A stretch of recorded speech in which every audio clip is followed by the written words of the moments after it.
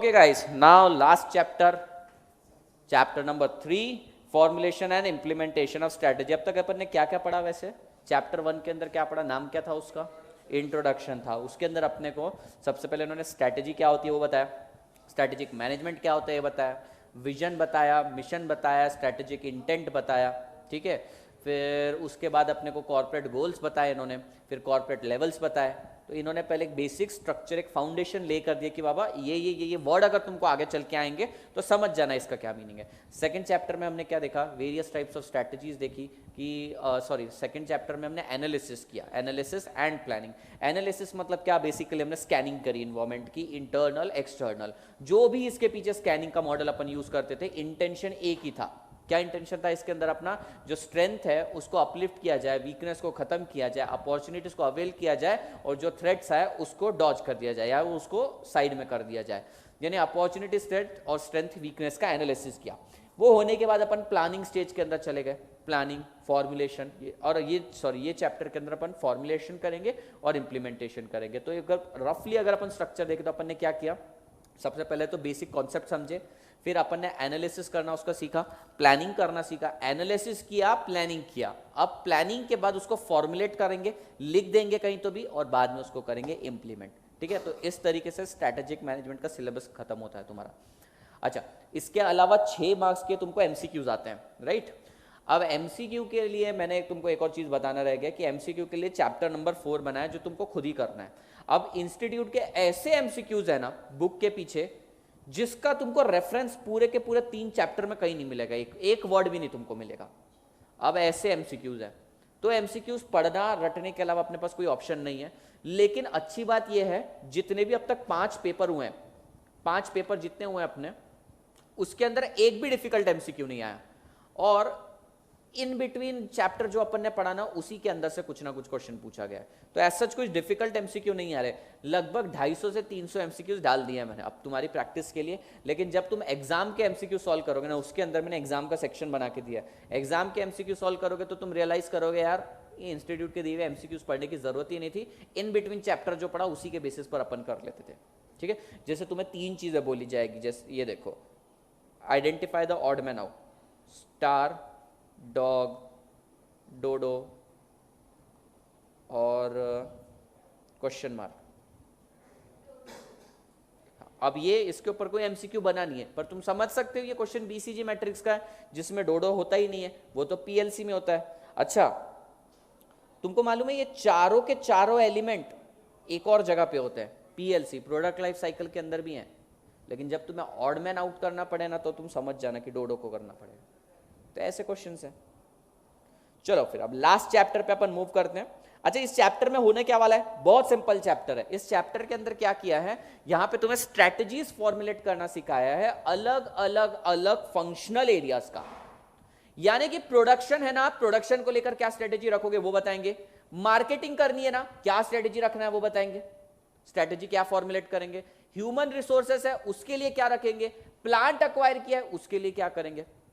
For example, if I talk about, chapter में बाद में जाते हैं, if I talk about production, क्या प्रोडक्शन के लिए, वसुंधरा वो डोर पुल करो, क्या प्रोडक्शन के लिए कोई स्ट्रैटेजी होना जरूरी है या नहीं? तुम बताओ मुझे। और होना चाहिए तो क्यों होना चाहिए? देखो, होना तो चाहिए नो डाउट, पर क्यों होना चाहिए? The question is this. Rough idea दो। इस चैप्टर के अंदर वही भर भर के उन्होंने एक्सप्लेन किया है। चाहे मार्केट में जितनी डिमांड है उसके हिसाब से। अच्छा, मार्केट में डिमांड ज्यादा नहीं है और मैं ज्यादा प्रोड्यूस करने लग गया तो क्या नुकसान है उसमें? कैपिटल ब्लॉक होगा तुम्हारा, वर्किंग कैपिटल बहुत ज्यादा ब्लॉक हो जाएगा। दूसरी बात, अगर तुम्हारा गुड्स ऑब्सोलीट नेचर, ऑब्सोलीट होने वाले नेचर का है तो बर्बाद हो जाएगा वो। अच्छा छोड़ो ना, अंडर प्रोडक्शन करते हैं ना अपन, प्रोडक्शन स्ट्रेटेजी, अपने को वेस्टेज नहीं करना है, कैपिटल ब्लॉक नहीं करना है, अंडर प्रोड्यूस करते, क्या प्रॉब्लम है? डिमांड फुलफिल नहीं करी तो क्या, मेरा वेस्टेज तो नहीं हो रहा है। फॉर एग्जांपल, लेट से तुम्हारा होटल है, होटल में तुम्हें एक्सपेक्टेड है 500 लोग आ सकते हैं, लेकिन तुम बनाते 200 लोगों का खाना है और वो हमेशा कम पड़ता है, तो तुम्हारा वेस्टेज तो जीरो है। बेटर है ना कि तुम अंडर प्रोड्यूस करो। कस्टमर शिफ्ट अगर हो गया ना तो ये बड़ा मेजर लॉस हो सकता है। चलो ये भी ठीक है। अच्छा, तो तुम क्या कह रहे हो कि सर अपने को ऑप्टिमम प्रोडक्शन स्ट्रेटेजी डिटरमाइन करनी पड़ेगी। ओके चलो, तुम्हारी ये भी बात मान ली। अपन ना क्रैकर्स बनाते हैं, क्रैकर्स। अब क्रैकर्स की डिमांड कब रहती है? थ्रू आउट द ईयर रहती है। रहती तो है लेकिन बहुत कम रहती है थ्रू आउट द ईयर। तुम देखो किसी की शादी बर्बादी वगैरह हो रही रहती है तो एक आधी बार क्रैकर्स यूज करते हैं उसके लिए। अदरवाइज अदरवाइज कब अपन यूज करते हैं?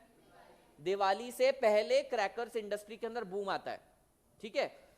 अब उस टाइम पे अपने को प्रोडक्शन ज्यादा करना पड़ेगा तो प्रोडक्शन कैपेसिटी भी बढ़ानी पड़ेगी।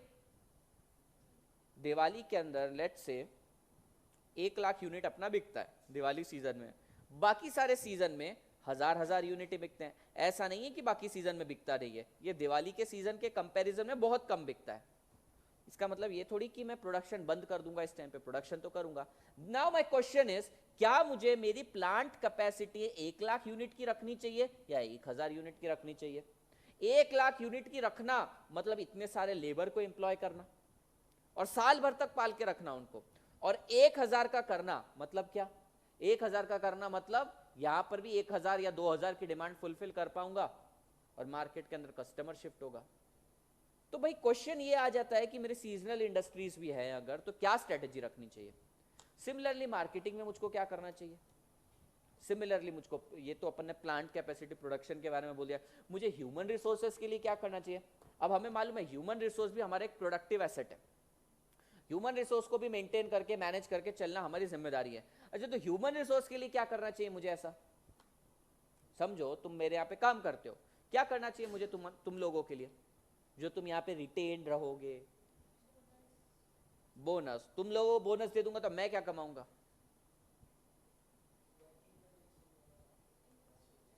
अच्छा, वर्केबल कंडीशन, हर एक की इच्छा रहती है हर कंपनी के पर उसको देने के लिए कॉस्ट लगता है।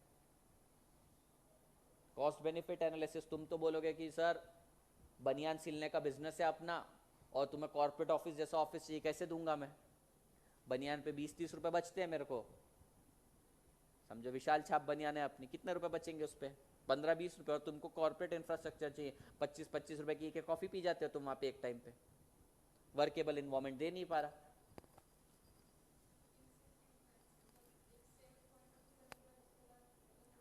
तो सेल्स का टारगेट तो मार्केटिंग में आएगा, मैं ह्यूमन रिसोर्स की बात कर रहा हूँ। अच्छा, ये फंक्शन सब ओवरलैप होते हैं, ह्यूमन रिसोर्स प्रोडक्शन को भी टच करता है, मार्केटिंग को भी टच करता है, वो छोड़ो। पर तूने जो बोला ना सेल्स का टारगेट देना चाहिए, तो मार्केटिंग के लिए होना चाहिए।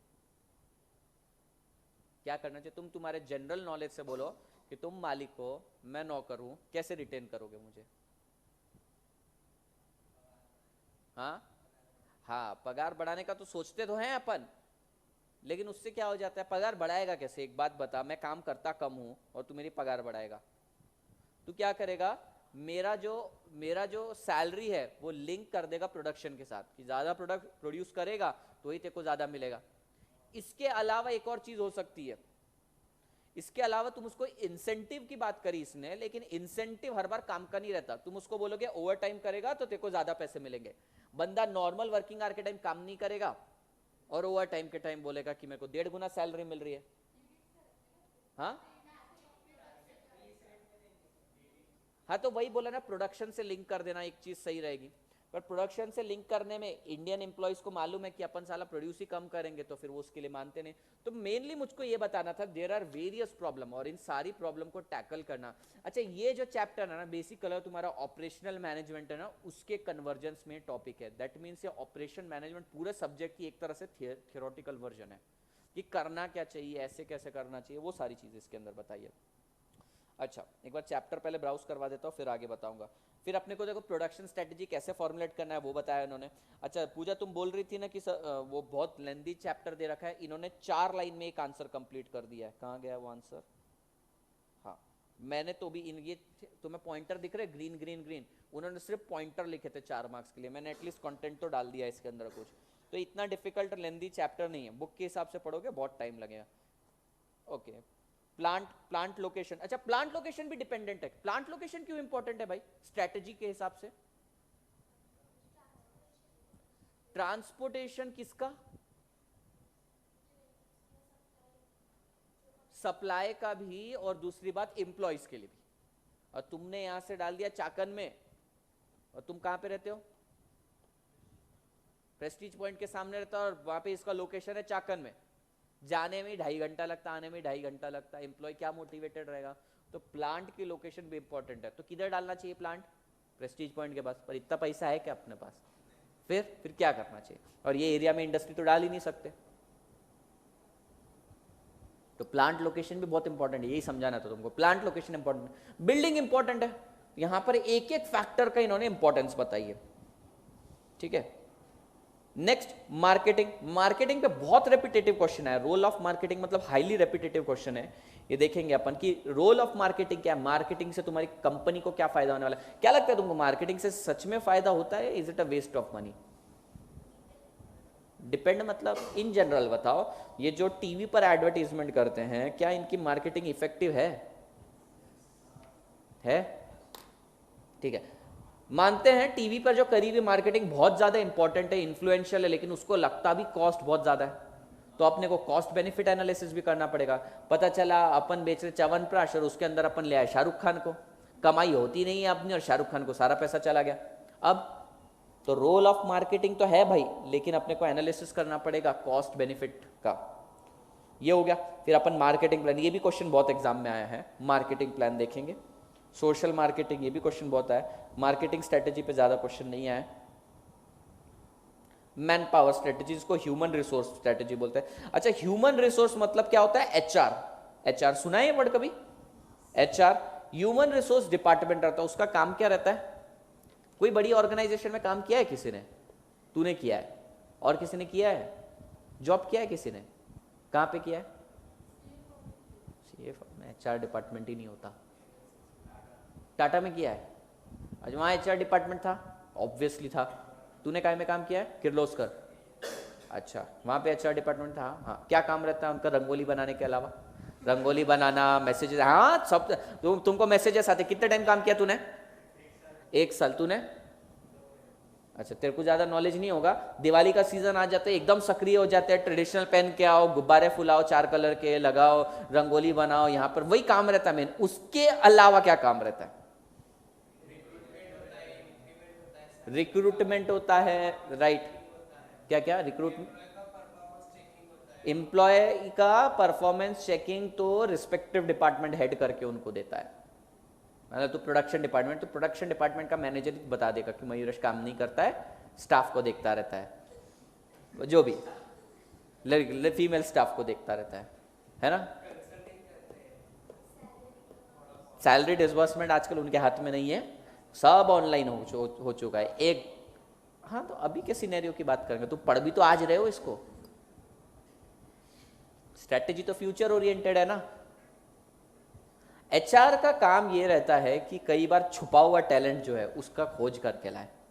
वैसे बोलने की बात है, ये होता तो है नहीं, जो रेफरेंस से आ गया उसको रख लेते हैं, लेकिन यहाँ पे जो इनकी इनर कैपेबिलिटीज है, स्ट्रेंथ है, उसको मेंटेन करके चलना। दूसरी बात, वर्क प्लेस पर अगर हरासमेंट हो रहा है, ये प्रोडक्शन डिपार्टमेंट में ये सेल्स वाली लड़की को हरास कर रहा है, अब 2 अलग अलग डिपार्टमेंट है एक तो एक क्रॉस फंक्शनल डिपार्टमेंट के बीच में जो लिंकेज है ना, बेसिकली एक एथिकल वर्क प्लेस बना के चलना। मयूरेश किसका काम है? एचआर डिपार्टमेंट का। अब तो एचआर डिपार्टमेंट में जनरल लड़कियां वहां पे जाके उनको छेड़ने लग गया तो वो नहीं चलेगा। तो अपने को देखना है एचआर स्ट्रेटेजीज क्या है। नेक्स्ट है, ये तो एक सिंगल क्वेश्चन है मैकेंस्की 7S फ्रेमवर्क के बाद में बताएंगे। Organisational structure, type of control, इस पर भी क्वेश्चन नहीं बना है। Strategic business unit, strategic business unit एक इंपॉर्टेंट क्वेश्चन है। स्ट्रेटेजिक बिजनेस यूनिट मतलब एक तरह से इंडिपेंडेंट यूनिट जो अपने प्लानिंग वगैरह सब सेपरेटली करता है। एसबी उस पर बहुत ज्यादा क्वेश्चन है, स्ट्रेटेजिक बिजनेस यूनिट। और तुम्हारा उसके बाद बिजनेस प्रोसेस री इंजीनियरिंग और की सक्सेस फैक्टर, बस खत्म। चैप्टर छोटा सा ही है। और इस चैप्टर की एक खास बात यह है कि इसके ना सारे फैक्टर्स एक दूसरे से इंडिपेंडेंट है। If you study about the production strategy, वो मार्केटिंग से अलग है।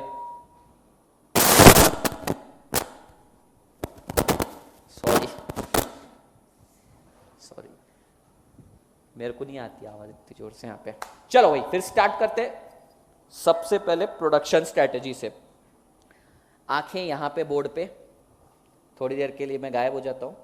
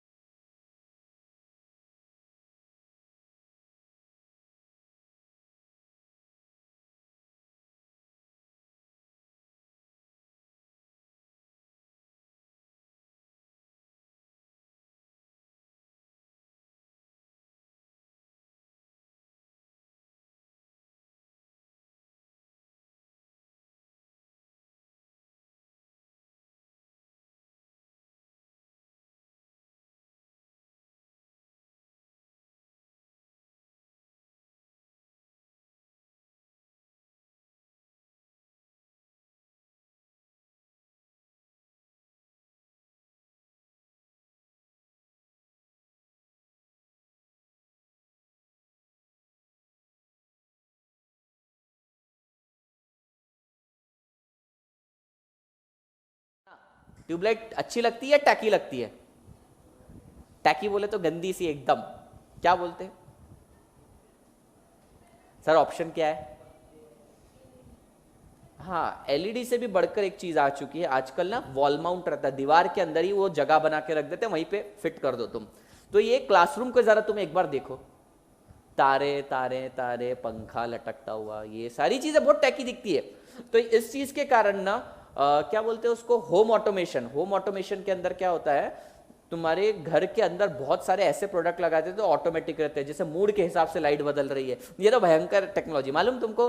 अगर तुम जा रहे हो और उस रूम के अंदर और तुम ऐसे खुशनुमा मूड के अंदर हो तो लाइट पिंक हो जाती है, वहां पे गुस्से में हो तो पता नहीं क्या होता है। तो ये खतरनाक भी चीज है, बेचारा इंसान कई बार प्रिटेंड भी नहीं कर पाएगा। एनीवेज, तो कुछ चीजें ना ऑब्सोलीट होने लगती है, इसलिए प्रोडक्शन स्ट्रेटेजी इंपॉर्टेंट है। कौन से दो रीजन है प्रोडक्शन स्ट्रेटेजी के लिए? पहला, तुम्हारी जो प्रोडक्ट बनाते हैं वो ऑब्सोलीट ना हो जाए, दूसरा एक्सेसिव प्रोडक्शन कॉस्ट ना इनकर कर ले। तो ये दो फैक्टर को बाद में तुम अंडरलाइन कर लेना। Second point, the production strategy enable an organization to make optimum decision regarding product, production capacity, plant location, choice of machine, and equipment and maintenance of existing facility. Soon you are going to start with financial management वाला subject. उसके अंदर तुम्हें capital budgeting है क्या? Capital budgeting है। Capital budgeting में यही होता है कि तुम्हारे इनफ्लो और आउटफ्लो का तुम्हें कंपैरिजन करना है। इनफ्लो कितना आ रहा है और तुम्हारा आउटफ्लो कितना आ रहा है, इसका तुम्हें कंपैरिजन करना है। इन शॉर्ट, मशीन से मिलने वाला फायदा और मशीन की कॉस्ट का तुम्हें कंपैरिजन करना है। वो यही बोल रहे हैं, प्रोडक्शन स्ट्रेटजीज में भी तुमको यही करना है। प्रोडक्शन स्ट्रेटजी में तुमको देखना है क्या प्रोडक्ट बनाना है, कितना बनाना है, उसका कॉस्ट कितना आने वाला है, उससे मिलने वाला बेनिफिट और उसका प्लांट का लोकेशन, ये सारी चीजें तुम्हें प्रोडक्शन के लिए स्ट्रेटजी करनी है। लेट्स से अपन एक अज्यूम करते हैं अपने को एक स्टील प्लांट डालने का है। स्टील नहीं, बहुत हाई फाई हो जाएगा, क्या लगता है उसमें, ये मेरे को भी नहीं मालूम है क्या बनाने का कंपनी डालते हैं अपन एक काम करते हैं, आजू बाजू बैग बनाने की, बैग बनाने का डाल देते हैं, ठीक है। अभी देखो, बैग बनाने के हिसाब से ना, पहले कैसे बैग रहते तुमको मालूम है क्या? 6-7 स्टैंडर्ड में तुमने कैसा बैग यूज किया? हाँ, वो चौरस वाला, ऐसा दोनों साइड उसको ऐसा रहता, टांग के ले जाओ। अब क्या हो रहा है, धीरे से वो प्रोडक्ट ऑब्सोलीट हो गया। तो फिर तुमने क्या बोला, अब हाई फाई सैक बनाएंगे अपन, ऐसा कुछ तो भी। अब मैं पेन का कलर नहीं चेंज करने वाला, ऐसा सैक बनाने का तुमने सोचा। अब ये सैक बनाने चलेगा और इसकी कॉस्ट ही बहुत ज्यादा हो गई तो बिकेगा नहीं। तो प्रोडक्शन स्ट्रेटेजी इंपॉर्टेंट है। दूसरी चीज, अब ये बैग मैन्युफैक्चर करना है, किधर डालना चाहिए मेरे को इसका यूनिट, जरा तुम ही बताओ। तुम बताओ मुझको, बैग मैन्युफैक्चर करने के लिए ये इंडस्ट्री किधर डालनी चाहिए पूना में? कॉलेज से फर्क नहीं पड़ता, वो तो सेलर देख लेगा, प्रोडक्शन से रिलेटेड है मेरा। नहीं, जरूरत नहीं है। प्रोडक्शन तो ऐसी जगह पे होना चाहिए जहां पे सस्ते में प्रोड्यूस हो जाए। बताओ आप किधर?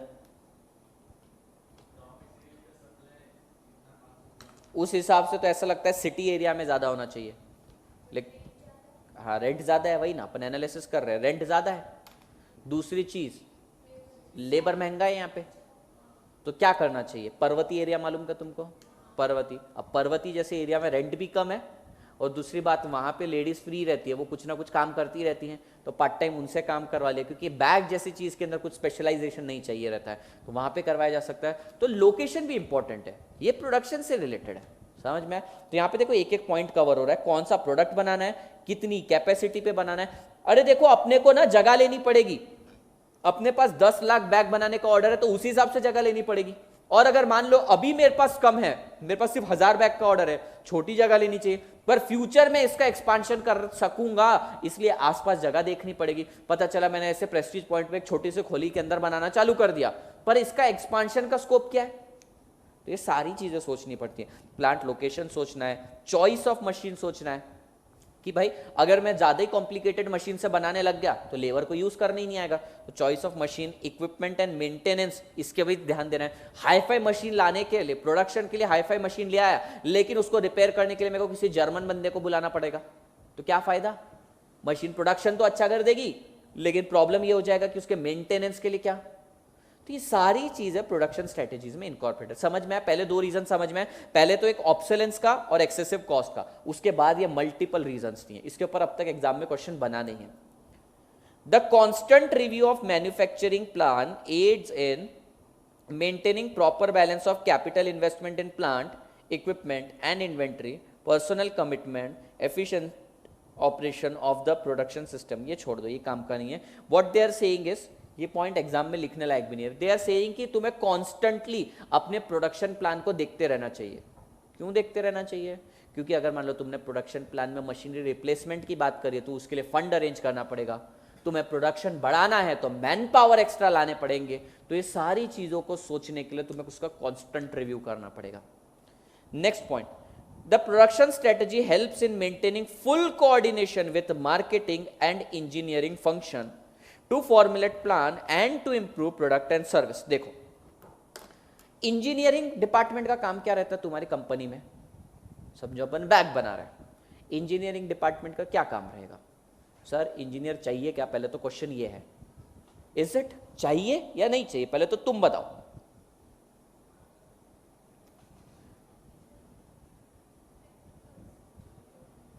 चाहिए रहता है. तुम्हें मालूम है ये बैग भी जो बना है ना, नॉर्मल तरीके से नहीं बनता है. ये कहां पर इसका वेट आना चाहिए, ये प्रॉपर साइंस है उसके पीछे कि ये बैग का पूरा वेट यहां पर आना चाहिए, इसलिए उसके स्ट्रैप्स इस तरीके से जाते हैं. और अच्छा, कुछ बैग ऐसे रहते हैं जो सस्ते तुम 150-200 रुपए के सड़क से खरीदते हो. खरीदा है किसी ने?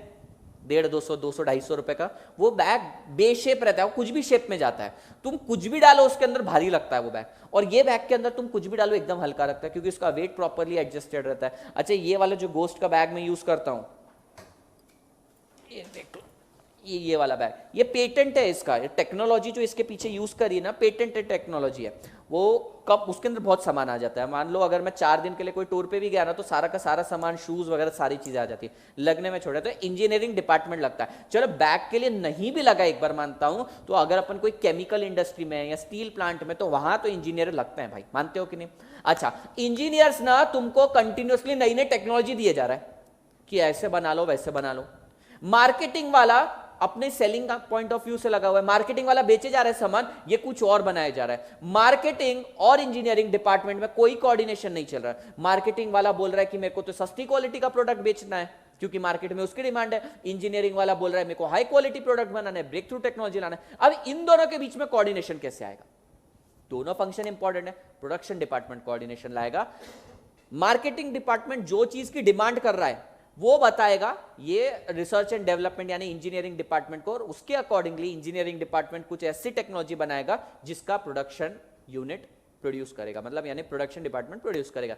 इन शॉर्ट ये क्वेश्चन, ये पॉइंट इतना ही बोल रहा है, the production department is going, और production strategy is going to maintain a coordination between marketing and engineering function. ये समझा तुम्हें?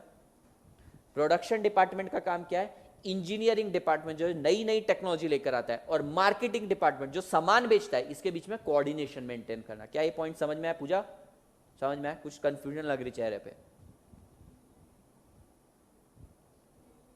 हाँ, ध्यान नहीं था? देख, तुम लोगों को एग्जाम्पल लिए बिना समझ में नहीं आता. लेट्स से ये है कस्टमर, ठीक है, लिपस्टिक लगाई इसने. हाँ, पता नहीं, तुम्हारे हिसाब से देखो, ये कोई तो भी कस्टमर है, ठीक है. ये कौन है तुम ही बताओ?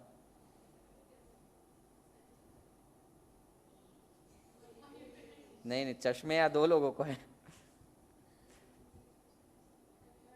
अथर्व, ATHARV. हाँ हाँ, सुनो, अभी अच्छी स्टोरी आने वाली है. ये प्रोडक्शन डिपार्टमेंट है. प्रोडक्शन डिपार्टमेंट में कौन बैठा है?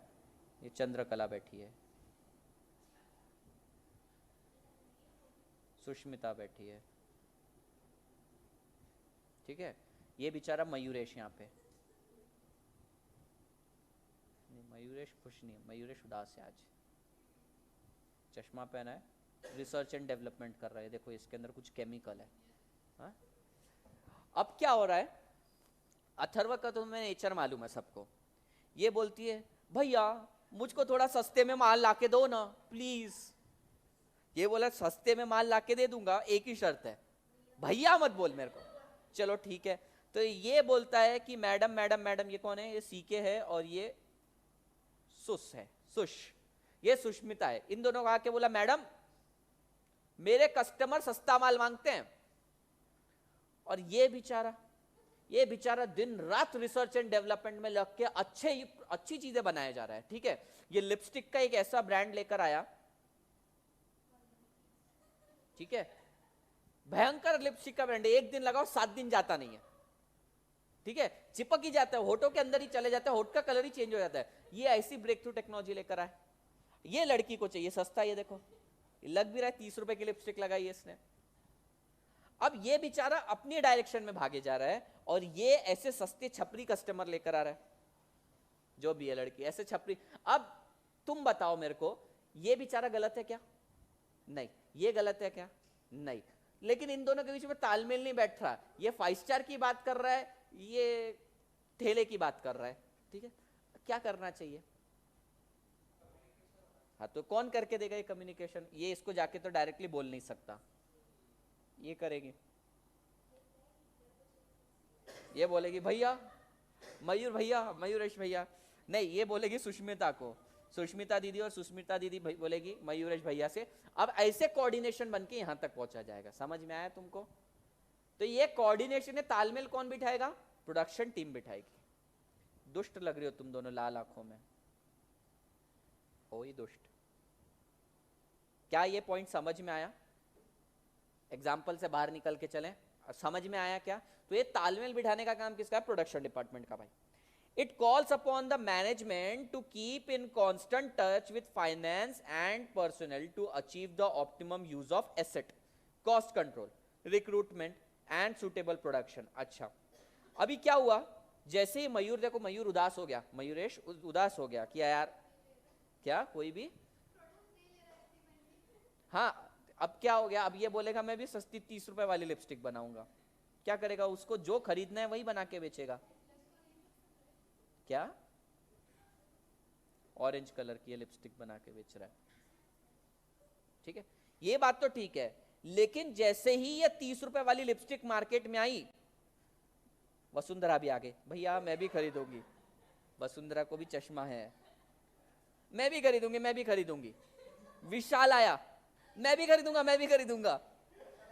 हाँ, तिच्यासाठी कोण तरह से, देखो विशाल टीका लगाता है, ये विशाल है। हाँ, अरे बालों का क्या है? वसुंधरा ये बोला मैं भी खरीदूंगा, मैं भी खरीदूंगा। अब सडनली क्या हो गया? अथर्व देखो गलत कभी नहीं था, अथर्व की नियत गलत थी पर काम सही हो रहे थे उसके सारे। अथर्व के कारण ना कंपनी का प्रोडक्शन भयंकर भयंकर डिमांड आ गई वहां पे। अब क्या करेगी? ये सुष्मिता जाएगी और एचआर डिपार्टमेंट को बोलेगी, एचआर एचआर एचआर 4 लोग और लाकर दो। हम अकेली बैठकर कितनी ज्यादा लिपस्टिक बनाएंगी, आधी तो हम ही लगा लेती हैं, तो अब हमें 4 लोग और चाहिए। अच्छा, ये एचआर में पता है कौन बैठा था? एचआर में अब बचा कौन? एचआर में बैठा था प्रणव। प्रणव सख्त लड़का है। ये बोलता है 4 लड़के चाहिए ना तेरे को, 4 लड़कियां चाहिए क्या? पैसे क्या झाड़ पे उगते क्या? सीधी बात है, तेरे को 4 लोग चाहिए तो 40 बोलोगे, पैसे झाड़ पे लगते क्या? वो बोलते हैं फिर क्या करना पड़ेगा? बोला जाके फाइनेंस डिपार्टमेंट से पैसा मांग के आ। मतलब ये था basically marketing department. Marketing department और तुम्हारा ये जो इंजीनियरिंग डिपार्टमेंट है, रिसर्च एंड डेवलपमेंट डिपार्टमेंट के बीच में कोऑर्डिनेशन लिया। डिमांड बढ़ गई तो ये गया एचआर के पास। एचआर बोलता है नए रिक्रूटमेंट के लिए पैसा चाहिए, लेगा फाइनेंस लेकर आओ। इन शॉर्ट ये कहना है, ये जो 2 लड़कियां हैं प्रोडक्शन डिपार्टमेंट में, कोऑर्डिनेशन मेंटेन करती है मार्केटिंग के बीच में, engineering department, human resource and finance के बीच में। आखिरी के ये पॉइंट यही बोल रहे हैं, फाइनेंस एंड पर्सनल, पर्सनल वही एचआर डिपार्टमेंट। क्या ये चीज समझ में आई? तो प्रोडक्शन डिपार्टमेंट का काम क्या है? सबसे पहले तो ऑब्सोलेंस ना हो जाए प्रोडक्ट का, और एक्सेसिव कॉस्ट पे प्रोडक्ट ना हो, प्रोडक्ट प्रोड्यूस ना हो। दूसरी चीज है कौन सा प्रोडक्ट बनाना है, कितनी कैपेसिटी में बनाना है, कितना रॉ मटेरियल लगेगा उसके लिए, इक्विपमेंट कितना लगेगा, मशीन लगेगा, ये सारी चीजें बताना है। उसके बाद कोऑर्डिनेशन मेंटेन करना है। ये 4 पॉइंट इंपॉर्टेंट है। और ये जो पॉइंट है ना, इसके अंदर इन्होंने सिर्फ रिव्यू के बारे में बोला है कि कांस्टेंट रिव्यू इन्होंने करते रहना चाहिए। ठीक है, अथर्व बिगड़ गया है। अब अपन ना फॉर्मुलेट करेंगे प्रोडक्शन स्ट्रेटेजी। अभी तो अपन ने नीड पढ़ा भाई, जरूरत क्यों है, अब एक्चुअल फॉर्मुलेशन में जाएंगे। ठीक है, तुम्हारी बुक में ये क्वेश्चन आया है एग्जाम के अंदर, और उन्होंने सिर्फ ये 4 बुलेट्स लिख दिए 4 मार्क्स के लिए। एग्जाम के अंदर क्वेश्चन आया है, और वैसे तो ये 6 पेज का क्वेश्चन है प्रोडक्शन स्ट्रेटेजी का। तो क्या करना है अपन ने सिर्फ हेडर्स याद रखने, अपने को याद हो जाते हैं हेडर्स, हेडर्स याद करेंगे, और अंदर के जितने पॉइंट्स है ना, वो लाइन थोड़ी सी 1-2 लाइन वो अपनी मर्जी से लिख देंगे। ठीक है, चलो। The following steps are involved in formulation of production strategy. पहला स्टेप है study the overall corporate plan and define the objective.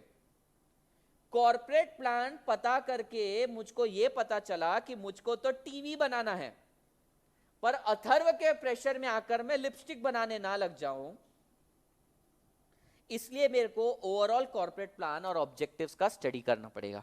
समझ में आया भाई? तेरे को प्रोडक्शन क्या करना है, कितना करना है, क्या मशीनरी लानी है, सारी चीजों का प्लानिंग करना है ना, तो सबसे पहले तेरे को तेरा कॉर्पोरेट ऑब्जेक्टिव्स है उसकी स्टडी करनी पड़ेगी, कॉर्पोरेट प्लान से उसकी स्टडी करनी पड़ेगी कि तेरे को बनाना क्या है। तू इलेक्ट्रॉनिक्स में जाना चाहता है और तू लिपस्टिक बनाने बैठ गया, चलेगा क्या थर? वैसा नहीं चलेगा। This provide overall direction of manufacturing and also answer about overall economic industrial market and company factor. ठीक है, the first point is the study to study the overall corporate plan and its objective. क्या ये point सबको समझ में आया? वसुंधरा समझा?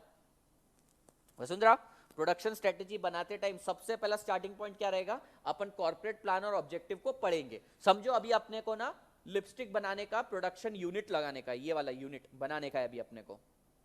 तो ये बनाने के लिए सबसे पहले क्या करना पड़ेगा? अपने को ओवरऑल स्टडी करनी पड़ेगी कॉर्पोरेट प्लान की। हाँ भाई, लिपस्टिक बनानी है कि क्या बनाना है। दूसरा, analyse the present production operation and the present and future environment. This is a scanning stage. यहां पे अपन स्कैनिंग कर रहे हैं एग्जिस्टिंग ऑपरेशंस के बारे में और प्रेजेंट और फ्यूचर एनवायरमेंट के बारे में। क्या लगता है तुम लोगों को कि ये लिपस्टिक का जो अपन बनाने वाले हैं, ये प्रेजेंट में इसकी डिमांड है क्या? है? अच्छा, फ्यूचर में रहेगी क्या? हाँ, इतने लोग पैदा हो गए, क्या लिपस्टिक तो लगाएंगे ही लगाएंगे। अच्छा, बाकी तुमको मालूम है लड़के लोग भी लगाते हैं आजकल। Do you know this thing और नॉट? वो क्या बोलते, नहीं रे, नूड कलर रहता है, मतलब जो लिप्स का कलर रहता है ना, उसी के कलर का रहता है, जो एंकर। हाँ वही, ठीक है, लिप बाम। अच्छा, लिप बाम रहता है क्या? लिप बाम, लिप ग्लॉस वगैरह सारी चीजें रहती है, वो लगाते हैं ताकि एंकर्स वगैरह, तुमने देखे टीवी शो वाले लड़के लगे, उनके चेहरों पर शाइन है। अच्छा, काफी फैकल्टीज भी यूज करती है, तुमको मालूम है क्या? टीचर्स वगैरह भी यूज करते हैं। कंटिन्यूस बोलते बोलते बोलते माउथ ड्राई हो जाता है एकदम, फिर बोला नहीं जाता है, तो लगाते हैं। ठीक है, मैं नहीं लगाता, मेरे को नहीं मालूम, इसलिए कि क्या इसकी फ्यूचर में डिमांड रहेगी, I don't have any idea. तो अपन क्या करेंगे, सबसे पहले करंट प्रोडक्शन ऑपरेशन का स्कैनिंग करेंगे और प्रेजेंट और फ्यूचर एनवायरमेंट का भी स्कैनिंग करेंगे। पता चला ये जो प्रोडक्ट है लिपस्टिक वगैरह है, लड़कियां 10-12 साल बाद इसकी डिमांड खत्म ही होने वाली है, अपन ने पास्ट ट्रेंड के हिसाब से देखा, तो अपन नहीं बनाएंगे। और अगर बनाना भी पड़ा तो कम यूनिट बनाएंगे, कम छोटे से कम स्केल में बनाएंगे। तो अपने को क्या करना पड़ेगा? स्कैनिंग करना पड़ेगा अपने प्रोडक्शन ऑपरेशन की, प्रेजेंट और फ्यूचर एनवायरमेंट की। During this phase the planner, planner मतलब जो प्लान करता है, प्लानर एग्जामाइंस द प्रीमाइस और factors that affects the manufacturing operation. Specifically the production manager should analyze the current manufacturing operation and the present and future environmental trends to determine the company's manufacturing strength and weakness. पता चल रहा है मेरी company के अंदर जो मयूरेश है ना, उसका मन ही नहीं लग रहा है आजकल। मयूरेश, क्या हो गया, तेरा मन क्यों नहीं लग रहा है? हाँ हाँ, बोलना, मन क्यों नहीं लग रहा है तेरा?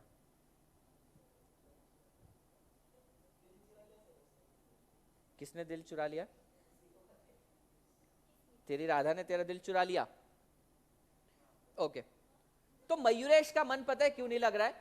मयूरेश को ना एटॉमिक रिसर्च में जाना था, और अब वो बना क्या रहा है? लिपस्टिक। समझ में आ रहा है यहां पर क्या प्रॉब्लम हो रही है?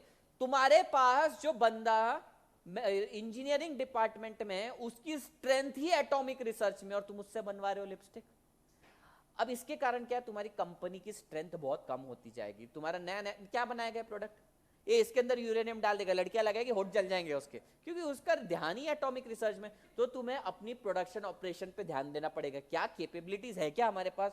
ये दो लड़कियां जो प्रोडक्शन डिपार्टमेंट में, इनका भलता ही काम है, बोलती शादी करके तुरंत निकल जाना है, और ये बेचारा यहाँ पे एक मैं मालिक बैठा हूँ, ऑलरेडी परेशान हूँ, बाल मेरे 4 वो भी उड़ गए, बाप रे, खुश भी नहीं, उदास हूं मैं, ये शादियां करके निकल जाएंगी। अब तो भाई मैं चाहता हूं पूरी दुनिया की लड़कियां मेरी ब्रांड की लिपस्टिक लगाएं, और ये 4 लड़कियां भागने के बारे में सोच रही है। तो मेरे को स्ट्रेंथ और वीकनेस अपने करंट प्रोडक्शन ऑपरेशंस के ऊपर ध्यान देना चाहिए, प्रेजेंट और फ्यूचर इन्वायरमेंट का ऊपर भी ध्यान देना चाहिए। भाई मार्केट तो अपॉर्चुनिटी दे रहा है, लड़कियां क्या लड़के भी आजकल लिप बाम लिपस्टिक लगाने लग गए, ठीक है, तो मार्केट तो अपॉर्चुनिटीज दे रहा है, पर मेरी इंटरनली ये देखो ना, ये भलती चीजें लगा रहा है, इसके अंदर इनका तो कुछ इंटेंशन ही अलग है। समझ में आया सुष्मिता सीखे, तो मेरी तो नींद उड़नी है ना, देखो 4 बाल वो भी उड़ गए, 4 एक तो उड़ भी गया। हाँ अरे तो शॉक लगेगा ही ना, प्रोडक्शन डिपार्टमेंट हलने वाला है।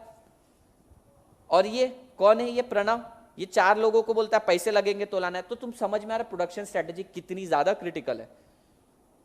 पहली स्टेप क्या, study the overall corporate plan and objective. दूसरी स्टेप क्या है, analyse the production operation and the present and future environment. तीसरा, review sale forecast and marketing. तुम्हें सेल्समैन कौन था अपना, सेल्समैन अथर्व था। अथर्व तेरे से बात करके मेरे को प्रोडक्शन स्ट्रेटेजी बनानी चाहिए, अपने हिसाब से बना दूं, क्या लगता है तुझे, क्या बात करूंगा मैं तुझसे, कैसी लग रही है लड़कियों को लिपस्टिक, मतलब क्या रिव्यू आ रहा है, फीडबैक पूछूंगा, मार्केट की डिमांड, क्योंकि जो मार्केटिंग डिपार्टमेंट का पर्सन है ना, वो कस्टमर से क्लोजेस्ट रहता है, सबसे पास रहता है। क्लोजेस्ट मतलब तू पता नहीं क्या सेंस में ले रहा है, क्लोजेस्ट यानी कि रिव्यू भी सबसे ज्यादा उसके पास आते हैं। मेरे पास थोड़ी कोई लड़की आकर बोले कि भैया बहुत अच्छी लिपस्टिक बनाई, तेरे को बोलेगी भैया ठीक है। तो मेरे को सेल्स फोरकास्ट को भी रिव्यू करना पड़ेगा। पता चला सेल्स फोरकास्ट देखकर कि यार ये तो डाउनवर्ड ट्रेंड है, तुमने देखा होगा ऐसे डाउनवर्ड ट्रेंड आ जाता है, तो पता चला कोई लिपस्टिक ही नहीं लगा रहा है, कोई दूसरी ब्रांड आ रही है इसके अंदर अच्छे से, तो मुझको रिव्यू करना पड़ेगा सेल्स फोरकास्ट को, और उस हिसाब से प्रोडक्शन करना पड़ेगा। मार्केट के अंदर ना अथर्व के बहुत अच्छे रिलेशनशिप बन चुके हैं, ये रिलेशनशिप के कारण ना प्रोडक्ट की डिमांड बहुत ज्यादा बढ़ने वाली है। प्रोडक्ट की डिमांड तो बढ़ रही है, लेकिन उसके हिसाब से मेरे को मेरा प्रोडक्शन कैपेसिटी भी तो एक्सटेंड करनी पड़ेगी। तो क्या करना पड़ेगा, मुझे रिव्यू करना पड़ेगा सेल्स फोरकास्ट और मार्केटिंग को, कि भाई फ्यूचर में क्या डिमांड है, उसके हिसाब से लिपस्टिक बनाऊं। अच्छा फ्यूचर में डिमांड बढ़ रही है और मैंने उस हिसाब से प्रोडक्शन नहीं बढ़ाया, तो तुमको मालूम है गुडविल लॉस होगा मेरा। नेक्स्ट है make strategic decision for production. अब तुम डिसीजन बना लो, अब तुम स्ट्रेटेजी बना लो। पहले रिव्यू करो तुम्हारी कंपनी का कॉर्पोरेट प्लान और ऑब्जेक्टिव। दूसरा स्टेप में तुम एनालाइज करो प्रोडक्शन ऑपरेशन, पहले रिव्यू करके अपने प्रोडक्शन ऑपरेशन को एनालाइज करो, फिर मार्केटिंग और सेल्स का रिव्यू करो, और lastly make a strategic decision for production. The production manager has to decide about the extent of manufacturing activity, choice of manufacturing process, capacity of machine and equipment to be used, and physical facility.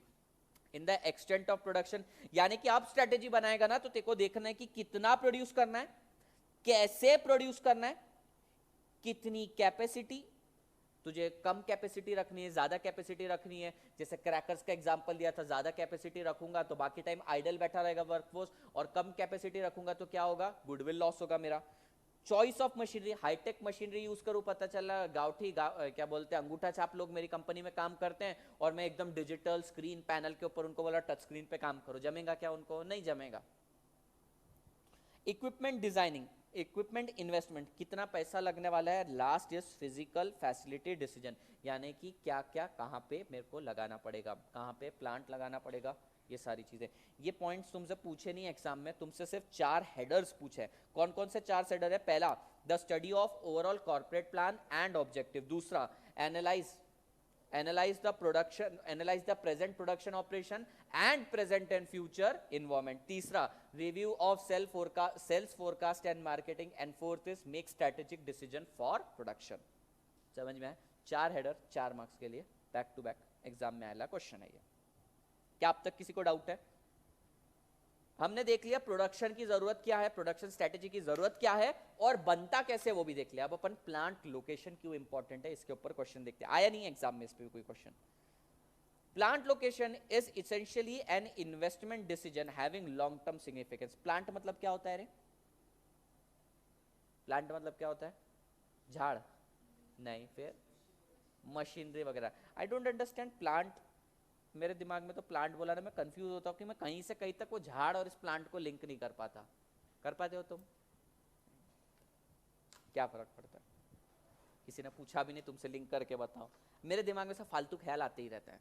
खाली बैठा रहता हूँ ना मैं दिन भर, तो नहीं खाली नहीं बैठता, काम करता हूँ नहीं तो तुम गलत कंसेप्शन बना लोगे, काम चलता रहता है। ओके, प्लांट लोकेशन क्यों इंपॉर्टेंट है अपन ने डिस्कस कर लिया था, ओवरव्यू देख लिया था कि अगर तेरी प्लांट लोकेशन सिटी के बीच में तो तू कॉस्ट कैसे बेयर करेगा। तुमने पता चला आदिवासी कबीले वाले ताड़ोबा के जंगल में बना दिया, कौन आएगा वहां पे तुमसे कुछ कौन आएगा वहां काम करने? आ रहे हो, पता चला एडवेंचर के नाम पे सुबह सुबह शेर खा गया, ऐसी ऐसी न्यूज आएगी। ठीक है, अच्छा तुमने बिहार में खोल दिया, हाँ कोई रातों रात तुमको तुम्हारी प्लांट को ही अगवा करके ले जाएगा, पता भी नहीं चलेगा। अच्छा तुमने राजस्थान में खोल दिया, पानी नहीं है मिल रहा वहां पे। तुमने कोल्हापुर में खोल दिया, बहुत ज्यादा पानी हो गया। प्लांट लोकेशन कितनी ज्यादा इंपॉर्टेंट है, प्लांट इज वेरी इंपॉर्टेंट। और दूसरी बात, प्लांट बोले तो सस्ते में तो बनता नहीं है, जितने भी प्लांट रहते कस्टमाइज रहते, अपने को खरीद के बनवाने पड़ते हैं, और बनवाने के लिए अपने को लगता है पैसा, बनाने के लिए अपने को लगता है पैसा। तो यही बोल रहे हैं लॉन्ग टर्म सिग्निफिकेंस है उसका, प्लांट का लॉन्ग टर्म सिग्निफिकेंस है। टैक्स बेनिफिट, एरिया मतलब उड़ीसा वाले एरिया में तुम जाओगे तो वहां पे तो टैक्स बेनिफिट मिल जाता है, तो फिर वहां चले जाओगे, पर पता चला वहां के लोगों को काम करना नहीं जम रहा। IT company generally city area में क्यों होती है?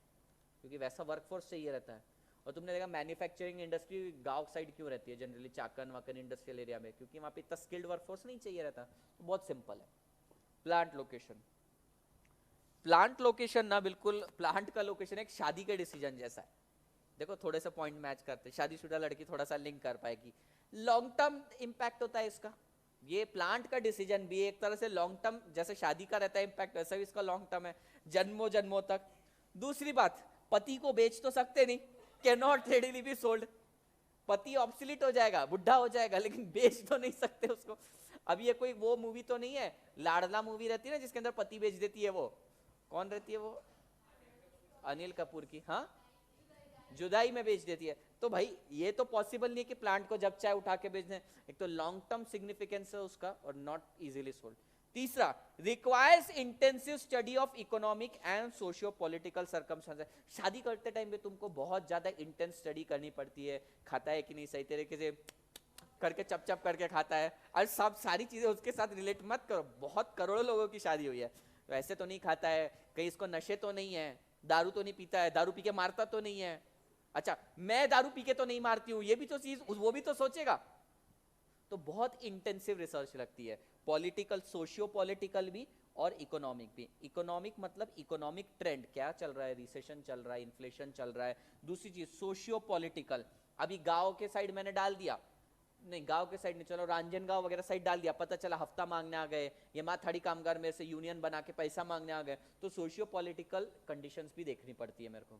तुम्हें मालूम है काफी सारे ऐसे एरियाज रहते हैं जहां पे अगर तुम्हारा कंटेनर आया है माल का, उसको अनलोड करना है, तो तुमको माथाड़ी कामगार को बुलाना पड़ता है, ट्रेड ये क्या बोलते हैं, वर्कर्स की यूनियन को बुलाना पड़ता है, उन्हीं से काम करवाना पड़ता है। और वो एक एक बॉक्स, छोटा बॉक्स भी रहना, उसको अनलोडिंग के 20-20 रुपए लेते हैं, जो आराम से अपन उतार सकते हैं। अपन बोलते नहीं हम कर लेंगे, बोले तुम उतारो चाहे नहीं उतारो, पैसा तो हम लेके ही जाएंगे। तो सोशियो पॉलिटिकल अपने को कंडीशंस भी देखनी पड़ेगी। क्या ये चीज समझ में आई तुमको? Plant location is essentially an investment decision having long term significance. It is permanent site है। देखो परमानेंट है ना, बिल्कुल शादी जैसे परमानेंट रहती है वैसा परमानेंट। कभी कभार अपन बेच सकते हैं मतलब ट्रांसफर कर सकते हैं, प्लांट बेच सकते हैं, लेकिन जनरली वो परमानेंट नेचर का रहता है प्लांट। पति नहीं, पति भी रहता है। Plant location decision require intensive study of economic and socio political circumstances. The selection of appropriate plant site calls for location study of region in which the factory is to be situated, the community in which it should be placed, and finally the site in the city or countryside. countryside मतलब गांव। क्या बोल रहे हैं ये? पहले तो भाई रीजन का तुम स्टडी करो, बाद में कहां पे डाल रहे हो वो कम्युनिटी का रिसर्च करो, और लास्टली तुम स्टडी करो कि कौन से एरिया में प्रॉपरली डालना है। फॉर एग्जाम्पल तुमको मालूम होगा सदाशिव पेट के अंदर मतलब ये इससे थोड़ा अलग एग्जांपल दे रहा हूं, सदाशिव पेट जो प्रॉपर नारायण पेट और सदाशिव पेट है, वहां पे नॉनवेज होटल अलाउड नहीं है, मालूम तुमको? हाँ, वेज ही अलाउड है। क्यों भाई?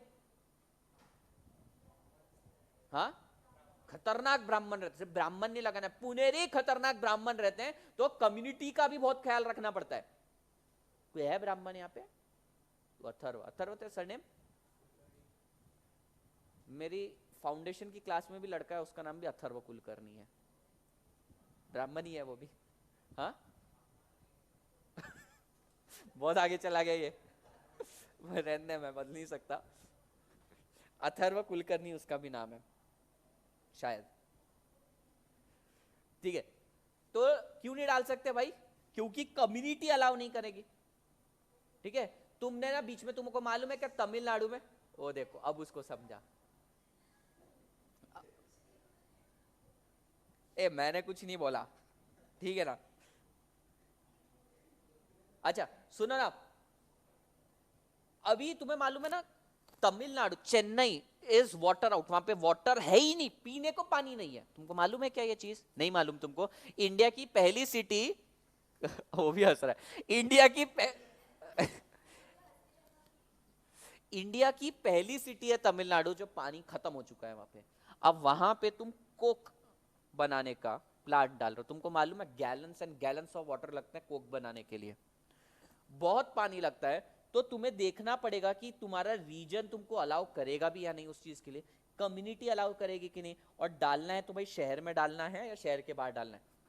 पता चला मैं बैग बनाता हूं, तो बैग तो यार मैं ऐसे कोई तो भी घर रेंट पे लेकर डाल सकता हूं, पर पता चला कि मैं टायर बनाता हूं जो मशीनरी इतनी भयंकर आवाज करती है कि कान फट जाए, और मैं बोला नहीं मैं प्रेस्टीज पॉइंट के बाजू में ही बनाऊंगा, चलेगा क्या? नहीं। तो प्लांट लोकेशन भी इंपॉर्टेंट है, कौन से रीजन में डालना है, कौन सी कम्युनिटी के बीच में डालना है, और कहां पे डालना है, सिटी में या कंट्री साइड में डालना है। क्या ये समझ ला तुम्हारा? समझ लगा? समझा? बहुत तुम लोग स्ट्रैटेजी बनाने बहुत आसान लग रहा है तुमको।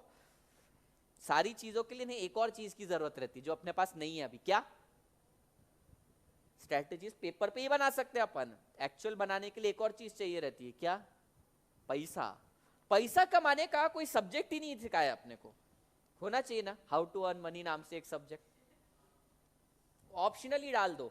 अब मैं फाइनेंशियल मैनेजमेंट ये सब्जेक्ट पढ़ाता हूं, दुनिया भर के ज्ञान देता हूं, ऐसा कर लो ऐसा पैसा बढ़ जाएगा, ऐसा डालने पर ऐसा हो जाता है। क्या कुछ होता क्या? डालता हूं शेयर में, शेयर डूब जाता है मेरा। तो प्रॉब्लम यह है कि पैसा कैसे कमाना ये सिखाया नहीं जाता, दुनिया की हर चीज सिखा रहे अपने को, ये करो, मशीन बनाओ, ये स्ट्रेटेजी बनाओ, प्लांट यहाँ डालो, अरे पैसा कैसे कमाना वो सिखाओ। प्लांट बिल्डिंग, क्या प्लांट बिल्डिंग भी इंपॉर्टेंट है? हाँ सर लिखा है तो इंपॉर्टेंट ही होगा, पढ़ लेते हैं कैसे इंपॉर्टेंट है। While planning a building for manufacturing facility, a number of factors will be kept in mind such as nature of manufacturing process, plant layout and space requirement, lighting, heading, ventilation, air conditioning, service facility and future expansion.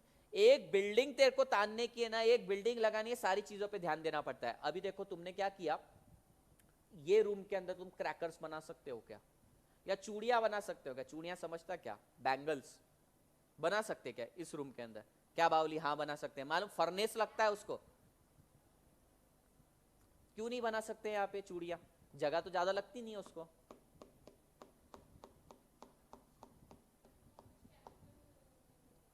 नहीं, उसको बनाने के लिए ना भट्टी, भट्टी समझती कि तुम्हें furnace लगता है, वेंटिलेशन ही नहीं है यहाँ पे। बाजू वाला कम्युनिटी वाला तुमको ही अगले दिन डाल के चले जाए, पुणे के बहुत खतरनाक लोग भाई। मतलब हर एक बैच में एक पुलिस कंप्लेन तो होती है आवाज को लेकर। अभी मैं जो पिच मॉड्यूलेट करता हूँ ना, जाती है बाजू की बिल्डिंग में आवाज, चिल्लाते हैं, नीचे कंप्लेन जाती है, मैं बोलता मैंने किधर आवाज करी, मैं तो शांत हूँ क्योंकि ऑफिस में बड़ा शांत रहता हूँ मैं, तो मैं बोलता हूँ और किसी फैकल्टी ने किया होगा। अच्छा, तुम्हें फिर से मैं बोलता हूँ क्रैकर्स बनाने, तो क्रैकर्स यहाँ बना सकते हो क्या? क्रैकर्स को तो आग नहीं लगती, क्योंकि आग लगाओगे यही फट जाएगा सब, तो क्रैकर्स को तो आग नहीं लगती। पर यहां बना सकते हो क्या तुम क्रैकर्स? नहीं बना सकते। अरे बावले, आग लग गई तो बिल्डिंग फट जाएगी। तो मालूम है इस बिल्डिंग के अंदर सिलेंडर रखना भी अलाउड नहीं। Do you know this thing? सिर्फ यहाँ पे दो ही लोग हैं जो सिलेंडर रख सकते हैं, एक नीचे जय भैरव वाला और उसके बाजू में सनराइज कैफे वाला, सिर्फ उनको सिलेंडर रखना अलाउड, बाकी पूरी बिल्डिंग में सिलेंडर नहीं है किसी के पास। रिस्क है ना, तो भाई अपने को बिल्डिंग लगाते टाइम पे भी वो सोचना चाहिए। चलो तीसरा मेरा बिजनेस है बच्चों की डायपर बनाने का। बच्चों की डायपर देखी क्या किसी ने? देखिए बच्चों की डायपर बड़ी रहती है तो जगह लगती है उसको। अगर 1 लाख यूनिट मेरे को बनाने तो रखूंगा किधर, तो मेरे को एक्सपांशन के बारे में भी सोचना है। तो प्लांट बिल्डिंग बहुत ज्यादा इंपॉर्टेंट है। ठीक है, तो तुम लिख सकते हो अपने मर्जी से बहुत सारे पॉइंट, एयर कंडीशनिंग, वेंटिलेशन। अच्छा मैं मेडिसिन बनाता हूँ, मेडिसिन चाहिए तो मेरे को वेंटिलेशन भी, वेंटिलेशन नहीं सॉरी एयर कंडीशनिंग चाहिए। तुमको मालूम है क्या मेडिसिन ठंडे में रखना पड़ता है? क्यों रखते भाई ठंडक में उसको? तुम तो एक एक भी इंसान या साइंस वाला नहीं है। एक तो खराब नहीं, हीटिंग जब होती है ना तो मॉलिक्यूलर रिएक्शंस होना चालू हो जाते हैं। तो उसको ना एक डिग्री, एक ऐसे टेम्परेचर पे ले आए जाते हैं जहां पे वो फ्रीज हो जाते हैं। उसके बाद मॉलिक्यूल्स हिलते नहीं है, मॉलिक्यूलर मोशन बंद हो जाता है। तो वो चीज के कारण एयर, सॉरी अपने को एयर कंडीशनिंग भी चाहिए। अच्छा प्लांट लेआउट भी बहुत ज्यादा इंपॉर्टेंट है, प्लांट लेआउट बहुत ज्यादा इंपॉर्टेंट है। अब ये क्यों? लेआउट समझता है क्या तुमको? लेआउट यानी कि उसका नक्शा बहुत ज्यादा इंपॉर्टेंट है। अब ये कैसे इंपॉर्टेंट है? ये तुम्हारी बिल्डिंग बनाई है तुमने, इसके अंदर तुम करते हो मैन्युफैक्चरिंग।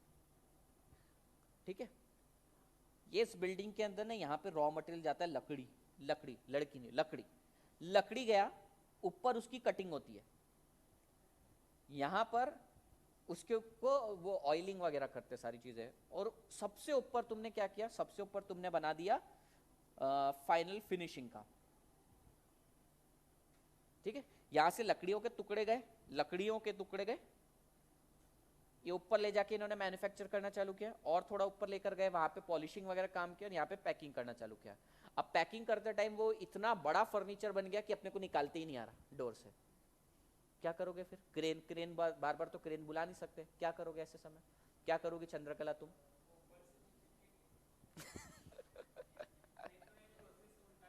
अच्छा चलो, प्रोसेस उल्टा करने का सोच रहे हो। इन शॉर्ट मेरे को यही एक्सप्लेन करना था तुमको कि लेआउट बहुत ज्यादा इंपॉर्टेंट है। ठीक है, अब तुम देखना स्टील, स्टील बार्स जो बनते हैं ना, स्टील वो बहुत बड़े बड़े बार्स बनते हैं, स्टील के वो पतरे बनते हैं ना, वो भी बहुत बड़े बड़े बनते हैं। तो उसको ऐसा वर्टिकल लेआउट नहीं जमता, उसको ऐसा हॉरिजॉन्टल लंबा लेआउट चाहिए रहता है, यानी ज्यादा जमीन चाहिए रहेगी। उनके प्रोसेस स्टेप 1 यहाँ कंप्लीट हुआ, फिर स्टेप 2, फिर स्टेप 3, वर्टिकल नहीं रहता। तो प्लांट का लेआउट भी उतना ही इंपॉर्टेंट है। क्या ये बात समझी तुमको? ओके।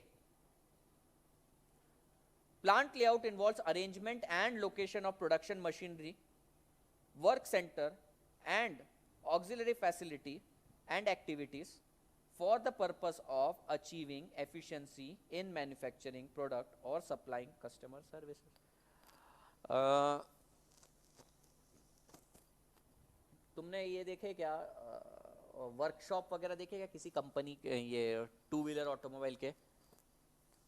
वर्कशॉप को देखना, वो बड़े तरीके से बनाया हुआ रहता है। ऐसा नहीं सेकंड थर्ड फोर्थ फ्लोर पे कभी कोई वर्कशॉप नहीं रहता, ग्राउंड फ्लोर पे रहता है। क्योंकि उसकी इंपॉर्टेंस ही वैसी है कि कार इतने ऊपर कैसे लेकर जाएंगे अपन। तो यहाँ पर ये सारे फैक्टर्स का कंसिडरेशन। लेआउट यानी कि डिजाइन। अभी तो ध्यान है ना पूजा? हाँ, तो ससुराल का बहुत ज्यादा ख्याल रख रही हो, सोच रही हो। मेंटेनेंस ऑफ इक्विपमेंट भी उतना ही इंपॉर्टेंट है। ये 3 पॉइंट इसके अंदर है ना, प्लांट लोकेशन में 3 पॉइंट बोलने हैं। पहला है plant building, plant layout, and तीसरा है मेंटेनेंस ऑफ इक्विपमेंट। अच्छा भाई मेंटेनेंस ऑफ इक्विपमेंट क्यों इंपॉर्टेंट है? जरा सोचो और मुझको बताओ, जनरल आंसर चाहिए।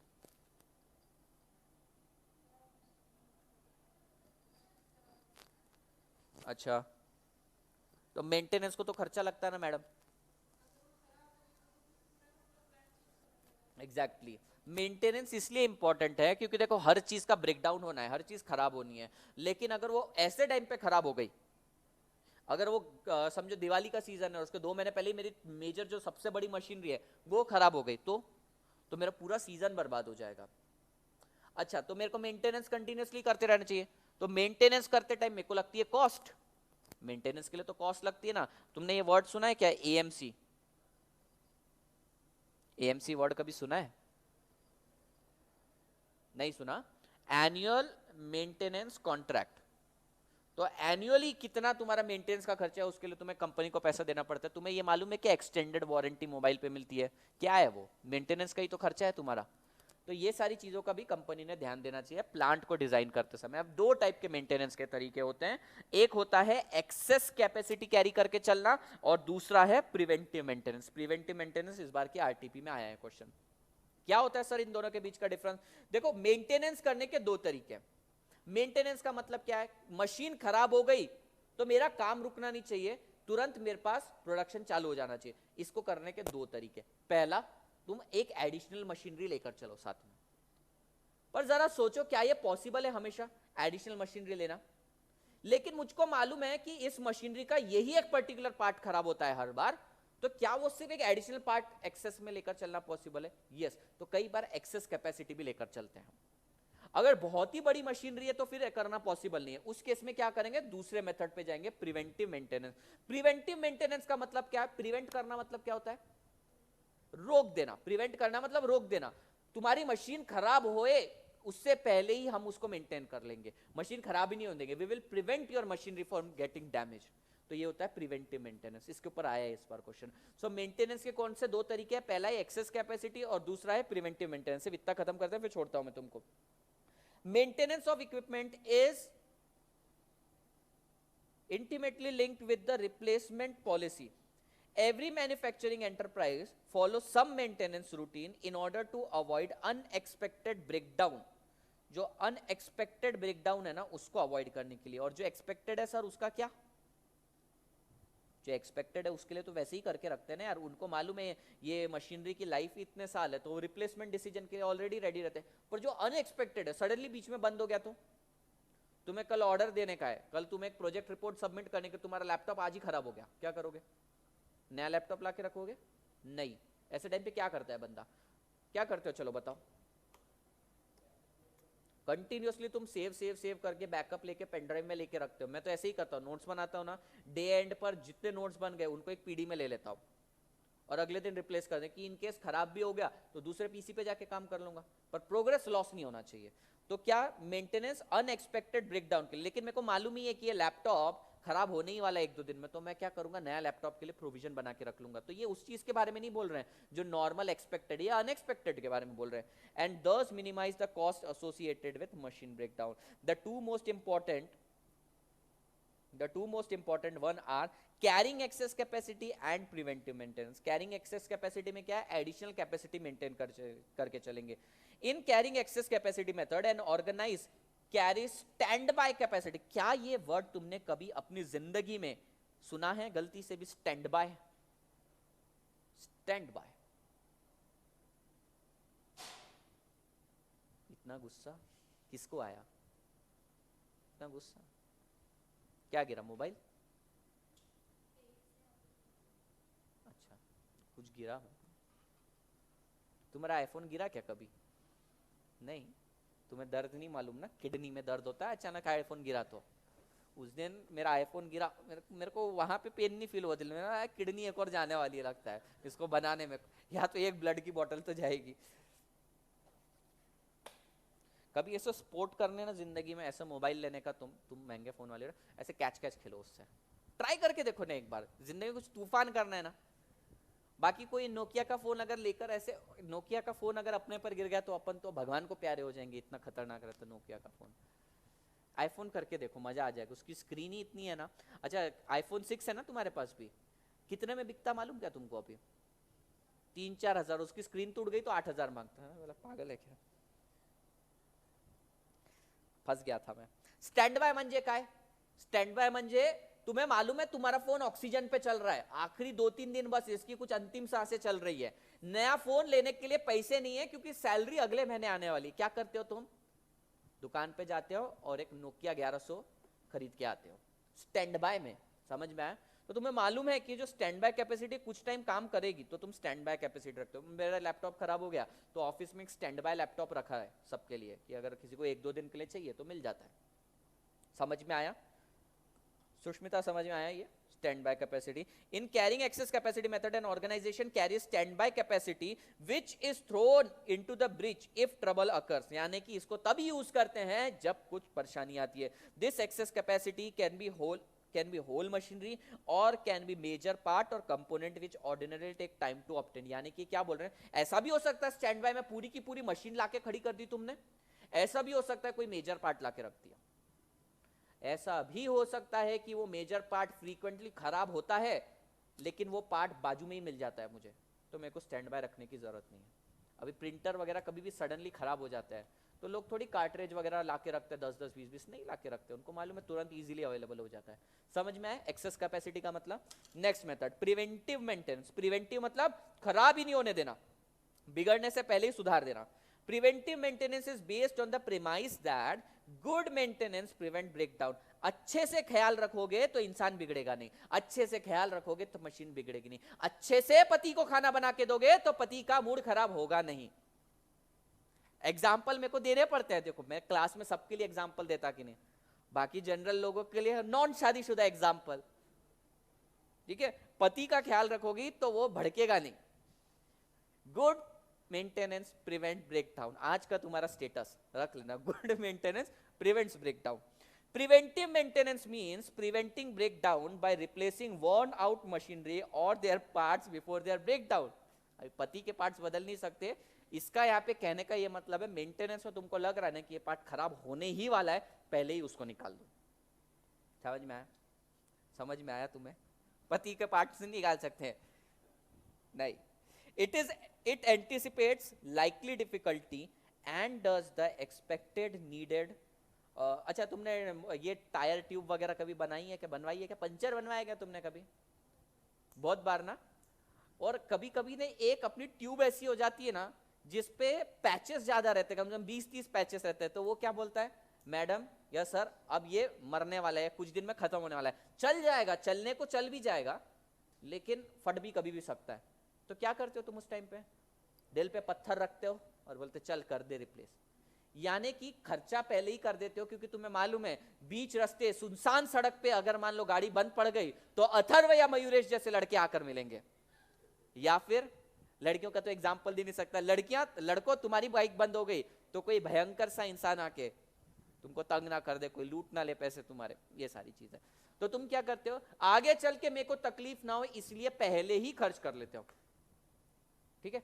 पर ट्यूब को लगाए एक पैच, सिर्फ एक पैच लगाए और वो बोल रहे क्या एक पैच लग गया है, कभी भी फट सकती है ट्यूब, तुम अभी बदल दो, करोगे क्या? नहीं। तो तुम्हें कॉस्ट और बेनिफिट एनालिसिस करना पड़ेगा कि भाई ट्यूब को 25 पैच तो ऑलरेडी लग गए, कॉस्ट देने के लिए रेडी हो क्योंकि मेरे को बेनिफिट तुरंत मिल सकता है इसका, तो तुम्हें कॉस्ट बेनिफिट एनालिसिस करना पड़ेगा। इट एंटिसिपेट्स लाइकली डिफिकल्टी, यानी कि तुम्हें पहले ही सोचना पड़ेगा कि अगर पति को टाइम पे खाना नहीं दूंगी तो फिर क्या आगे तकलीफ जा सकती है, अगर ट्यूब को टाइम पे रिपेयर नहीं करवाया गया तो आगे चल के क्या तकलीफ जा सकती है, तो तुम्हें पहले ही डिफिकल्टी का एनालिसिस करना पड़ेगा, ठीक है। And does the expected needed repair at convenient time before the repair actually needed, जरूरत से पहले ही तुम हैमर कर दोगे उसको, ठीक है। Preventive maintenance depend upon past knowledge that certain parts will be needed to replacement after a normal interval of use. तुमको मालूम है लास्ट टाइम भी मैंने ट्यूब पे 25 पैच लगाए थे और मेरे को सेम एडवाइस दी थी पंचर वाले ने कि ट्यूब फटेगी, मैंने बात नहीं मानी थी और फट गई ट्यूब, और फिर मेरे को 10 किलोमीटर तक गाड़ी घिस के ले जाना पड़ा और फिर उसके चक्कर में टायर भी फट गया। तो तुम्हें ये पास्ट नॉलेज से पता चल गया कि ये सर्टेन पार्ट को तो रिप्लेस तुरंत कर देना चाहिए। अच्छा गाड़ियों के कितने लोग बाइक चलाते हैं, बाइक यानी मोपेड वगैरह भी, अपनी गाड़ी का हॉर्न खराब हो जाता है तो बनाते हैं क्या अपन तुरंत? नहीं बनाते। इंडिकेटर खराब हुआ नहीं, ठीक है, लेकिन टायर ट्यूब पे ज्यादा ध्यान देते हैं, क्यों? क्योंकि कुछ इसेंशियल पार्ट पे अपने को ज्यादा ध्यान देना पड़ता है। यहाँ पे यही बोल रहा है प्रिवेंटिव मेंटेनेंस में ना जो सबसे ज्यादा हैमर करने वाली चीज है ना उसी के ऊपर ध्यान दो, और इवेंट अकर हो उससे पहले ही तुम एंटिसिपेट कर लो। Another and quite different kind of preventive maintenance is they're concerned with designing machinery which will be both trouble free and can be easily repaired। ये तो ठीक है, ये बोल रहे हैं कि ऐसी मशीन बनाओ जो तुम्हें तंग भी ना करे और इजीली रिपेयर भी हो जाए। हर कोई चाहता है ऐसी मशीनरी बनाना, पर ऐसी मशीनरी महंगी पड़ती है।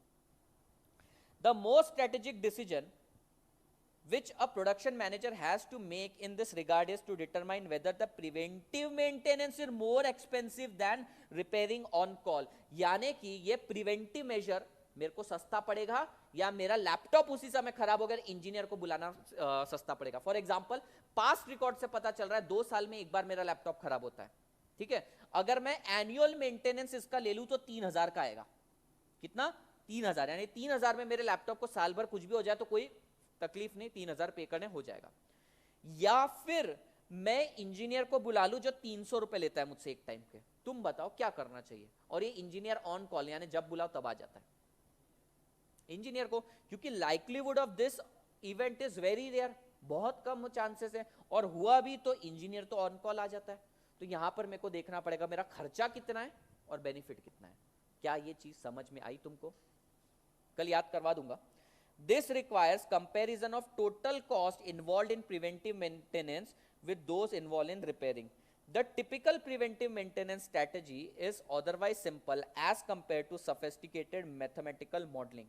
The guiding principle is that the time spent on preventive maintenance should be less than time required to repair.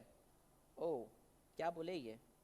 इन्होंने एक बहुत सिंपल सी चीज बोली कि प्रिवेंटिव मेंटेनेंस कोई रॉकेट साइंस मैथमेटिकल फॉर्मूला नहीं है। तुम्हें प्रिवेंटिव मेंटेनेंस लेना चाहिए या नहीं लेना चाहिए, इसका एक सिंपल कैलकुलेशन है। रिपेयर करने में 10 दिन लग जाएंगे, इस मशीन को खराब हो गई तो, और अगर मैं प्रिवेंटिव ले रहा हूं तो 1 दिन लगेगा। क्या करना चाहिए? 1 दिन। तो सिंपली वो वही बोल रहे, कोई रॉकेट साइंस नहीं है। प्रिवेंटिव मेंटेनेंस का टाइम अगर रिपेयरिंग टाइम से कम है, मशीन एक्चुअली खराब हो गई, समझ तेरी बाइक खराब हो गई, 10 किलोमीटर तेरे को बाइक घिस के ले जाना, वो जल्दी हो जाएगा या तेरा प्रिवेंटिव मेंटेनेंस जल्दी हो जाएगा, तेरे को ये चेक करना है। And the value imported by machine by preventive maintenance should exceed the cost, यानी कि वैल्यू मतलब benefit, benefits should be more than cost. दो चीज है, तुम्हें प्रिवेंटिव मेंटेनेंस करना है ना, 2 चीजों का खास करके ध्यान देना चाहिए। कौन सी 2 चीज है? बेनिफिट ज्यादा होना चाहिए कॉस्ट के कंपैरिजन में। दूसरी चीज, time require in maintenance should be less than time require in repair. कल करवा दूंगा ये यार। यहां तक के पार्ट समझ में आया क्या तुमको? आया क्या? चलो कल मिलते हैं। Bye bye, Tata. बाय बोलो, आवाज आनी चाहिए यहां तक। तुम लोग क्या सो रहे क्या? बाय बोलो, बाय।